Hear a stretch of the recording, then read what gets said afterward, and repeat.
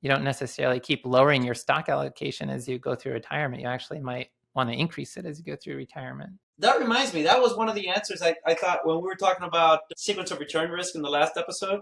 You were talking about buffer assets, and then we got into ways to do it without buffer assets kind of thing. And it hit me after the podcast that, the rising equity glide path could work for some during the fragile decade, especially pre-retirement, where they can kind of, artificially lower their stock to bond allocation in their head. Like, let's say, as opposed to 60-40, they're 40-60, and slowly work their way up. So by the time they're like 5 years into retirement, they're 60-40 or whatever. Yeah. And so in that regard, just like target date funds, pre-retirement, you could use that kind of rule as a simplification that when you're young, you have a higher stock allocation. And as you get closer to retirement, you lower your stock allocation. It's just post-retirement. You don't necessarily want to keep following that same approach.